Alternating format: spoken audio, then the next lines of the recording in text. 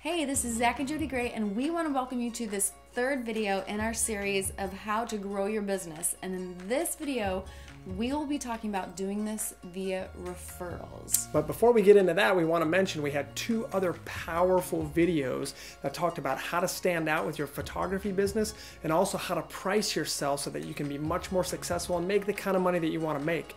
If you want to check out those videos, all you have to do is click on the link below and it'll take you right to them. Many of us find ourselves in this position at this time of year. Things start to slow down, and many of us could use some more business, and we need more referrals. Or we just started our business and we don't have any clients at all. We need some people knocking on our door. How in the world do we start getting some people referring us and start getting ourselves booked? So here is the solution. We need to start by creating a team. And when Jody and I are focusing and thinking about marketing, getting our name out there, we always focus on three different things. 80% of our energy is focused on our personal list. That's the people we know. That's the people that we've talked to or the relationships that we've built. For you guys who are on our email list, a lot of you guys out there, we focus on you. You are our personal list, the people that we connect to and talk to all the time. Secondary is then we focus on social networks. So you got to remember that social networks are great. It can help get your name out there. It can help people to see your work, but they can also change because we don't own social networks, right? Facebook changes the way that it does things, and all of a sudden business went from 100% down to 10%. So we can't afford to put all our eggs in one social basket in that sense. So we use those as supplementary ways to get our name out there and to get people talking about us. And the last one is Google. This is the weakest one because in Google, you kind of reach anyone and everyone. You get price shoppers. You get people who aren't a great fit for you. So Google is not our top priority. So when we're building a team to fill in those layers of that pyramid, their personal list, the social network list, and then at the very least, and the tiniest bit of our energy going into Google, how do we do that? What does that look like? What exactly does that look like when we talk about creating a team that fills in that personal list, that fills in that social network part of the pyramid, and of course the least amount of our time focused on Google and our Google ranking? And this is what it looks like. First of all, we want to focus on our past clients. If we have past clients, we want to focus on them with a lot of our time and energy and spending a lot of time and energy on that relationship with them.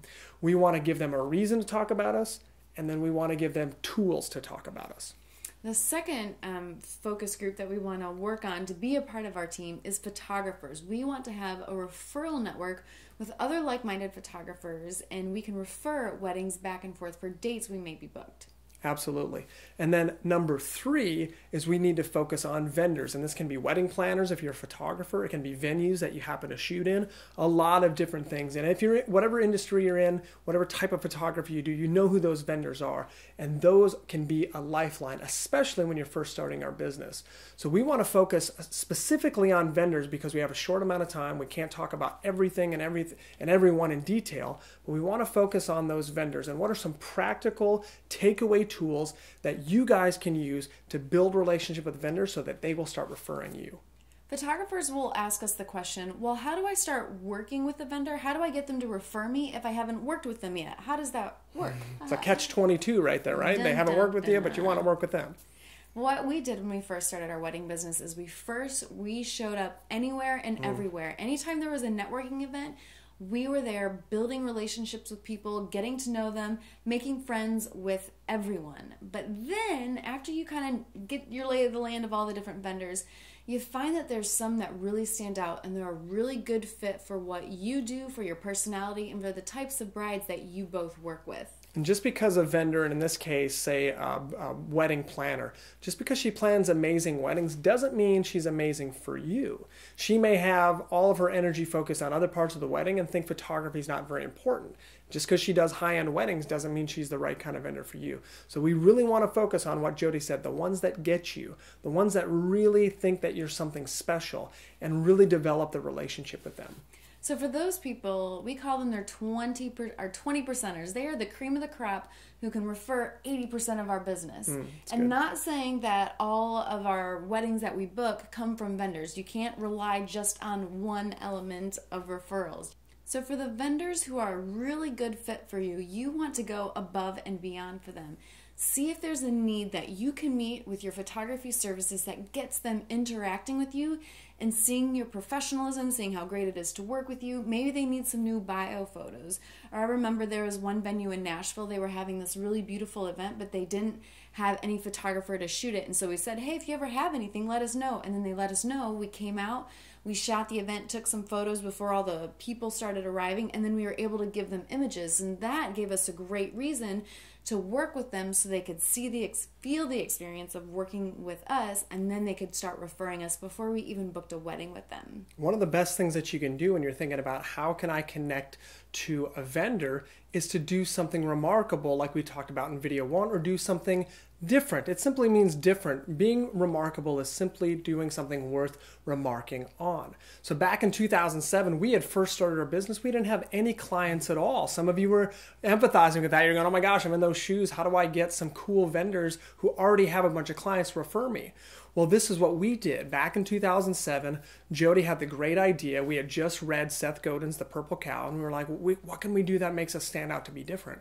So we went and we got 30 handwritten letters that Jody hand wrote out. It took her hours to put this together.